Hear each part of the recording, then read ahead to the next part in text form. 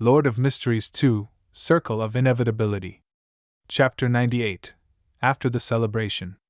A group of young men encircled Ava, singing and dancing as they arrived outside the Lumian residence. Guillaume Jr. of the Barry family strode to the door and slammed at it. He was a friend of Lumian, Raymond, and Ava. With curly brown hair and prominent freckles, his blue eyes appeared smaller than average, as if perpetually narrowed. With a creak, Aurora appeared before them. Her blonde hair tied up, she wore a formal flounce-lined, light-collared dress. Aurora exuded energy, her face radiant, impossible to tell she hadn't slept well the night before. Ava, donning a laurel crown woven from tree branches and flowers, stepped forward and sang, "I'm the elf of spring," with a sweet face and a joyful ring. "Come and sing, come and dance.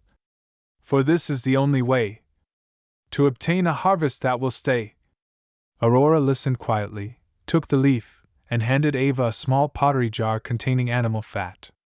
"Bumper harvest! Bumper harvest!" the young men cheered. As the spring elf entourage set off for the next location, Guillaume Jr. deliberately lagged behind and asked Aurora, "Where's Lumian? I haven't seen him in the past 2 days. Is he not participating in the Lent celebration?" Aurora laughed and replied, "He's sick." "Sick?" Guillaume Jr. was slightly surprised. "He gets sick too?" In his mind, Lumian was always brimming with energy. At most, he'd suffer minor injuries from a prank gone awry. "I'll be worried if he never gets sick," Aurora replied jokingly. "All humans fall sick." Guillaume Jr. hurriedly waved at Aurora as the spring elf entourage moved further away. "Tell Lumian I'll visit him after Lent." Aurora nodded slightly, watching Guillaume Jr. sprint towards the entourage that had stopped in front of the next building. "How was it?" Lumian stuck his head out beside his sister. Aurora thought for a moment and said, "They're still normal, but I wonder what will happen at the end of the celebration." Lumian recalled the bloody scene of Ava's beheading at the celebration's end and the strange mood that agitated the young people.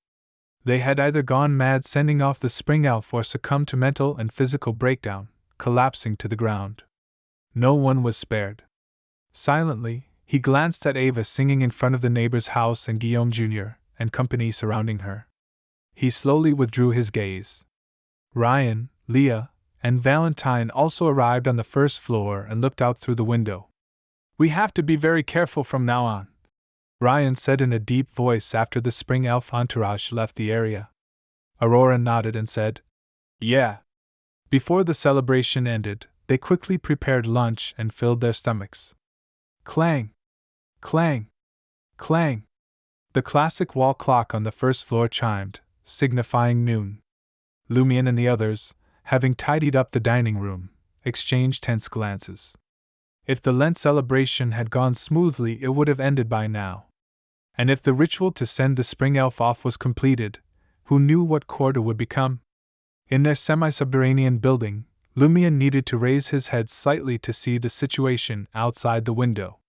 The sky was a brilliant azure, filled with white clouds. The sun shone brightly, and there were no dark clouds, fog, or dim light as he had imagined. Leah paced around the stove, the small silver bells on her veil and boots tinkling non-stop. It was neither intense nor soothing.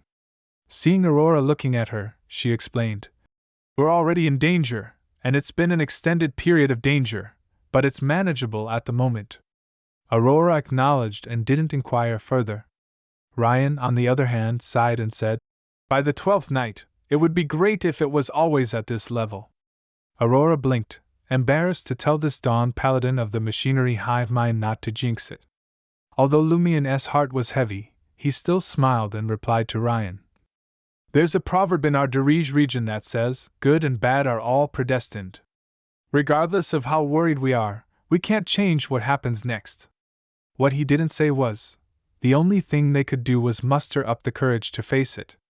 In the intermittent conversation that followed, the 5 of them were on guard against any abnormalities.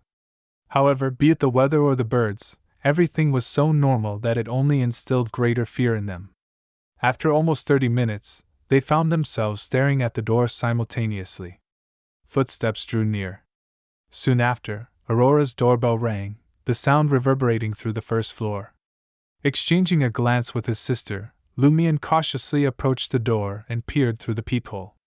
The man who had rung the doorbell was their neighbor, Louis Bedeau. "What's going on?" Lumian cracked the door open, smiling. Louis Bedeau had black hair and blue eyes. He was in his 40s and had been injured while harvesting wheat in the fields when he was young. He had only 3 fingers on his left hand. Clad in a grayish-blue blazer and dark pants, he said timidly, "I need to borrow your oven. It's Lent. We must bake some fresh bread for the kids." As he spoke, he lifted the flour bag and nudged the bag of inferior coal beside him. Lumian hesitated for a moment before turning to Aurora. Aurora nodded, signaling him to let Louis Bedeau in. She had already discussed it with Ryan and the others in hushed tones, intending to observe the changes in the villagers who had participated in the Lent celebration up close. "Just baking bread? I thought you'd make some bacon for your kids." Lumian stepped aside and teased Louis Bedeau with a grin. Louis Bedeau replied cautiously, "If we have a bumper harvest this year, there should be plenty of bacon." His eyes brimmed with anticipation, as if he was certain of a bountiful harvest. Once inside, Louis Bedeau greeted Aurora and headed to the oven, busying himself. The more Lumian and his companions observed, the stranger they found him. Louis Bedeau didn't even glance at Ryan, Leah, and Valentine, as if they were invisible. It was like a person who had already turned into a monster trying their best to pretend to be normal. However, as long as they encountered something that exceeded their original memories, they would display obvious abnormalities or ignore it. Lumian instantly thought of the deputy padre, Michel Garriga. Initially, he appeared fine, but recently, all that remained were his daily activities of eating, sleeping, and urging others to pray. He ignored everything else. Under the watchful eyes of the 3 foreigners, Louis Bedeau baked his bread mechanically, occasionally conversing with Lumian and Aurora. It was very normal, yet very abnormal. After Louis Bedeau left with the baked bread, Aurora looked at Ryan and the others, smiling wryly.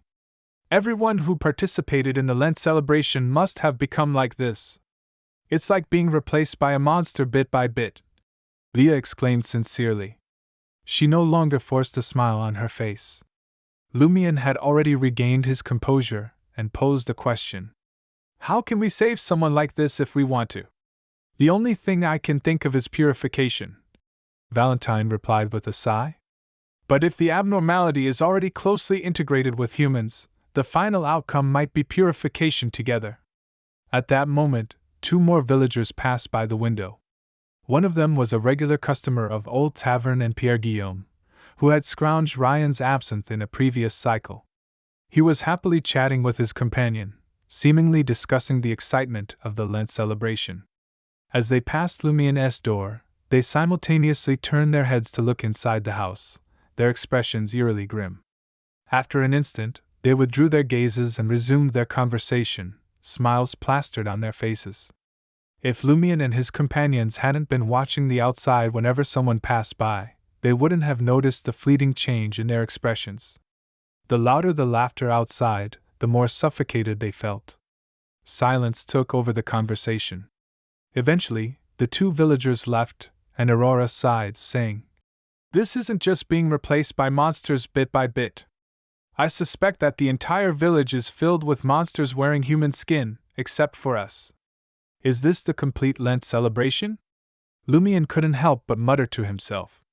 Ryan sternly warned, "It's going to get tougher every day. Everyone, hang in there." From noon to night, they kept vigil against mutated villagers attacking the house, but apart from the occasional passerby who gazed inside with a sullen or cold expression, nothing happened. The situation weighed heavily on Aurora and the others. Ryan surveyed the room and said gently, "There are still a few days until the 12th night. Don't be so tense. After dinner, we'll split into 2 groups and take turns resting. We must maintain a good mental state." With such an experienced beyonder with a calm demeanor, both Aurora and Lumian felt more at ease. At midnight, Aurora and Lumian woke Leah and the others, then retreated to their bedroom. Lumian glanced at the door and lowered his voice. That mysterious woman hasn't appeared. Should I find an opportunity to go out tomorrow and take a look at Old Tavern? Everyone in the village might be a monster now. It'll be very dangerous if you go out. Aurora disagreed. She pondered for a moment and said, "Let's wait a little longer. If the mysterious woman doesn't appear tomorrow morning, I'll accompany you to Old Tavern in the afternoon." Lumion hesitated for a moment before nodding. He planned to discuss with his sister tomorrow morning if they should ask Ryan and the others for help. The five of them could act together. In the bedroom filled with a faint gray fog, Lumion opened his eyes. He sat up and checked his body, realizing that his severe injuries had completely healed. Just as he was about to marvel at the fact, he suddenly heard the sound of a doorbell ringing. Someone's ringing the doorbell? The thought instinctively flashed through Lumion's mind. He habitually prepared to go down to the first floor to see who was visiting. He had just taken a step when his entire body froze. This was the dream ruins. How could anyone visit?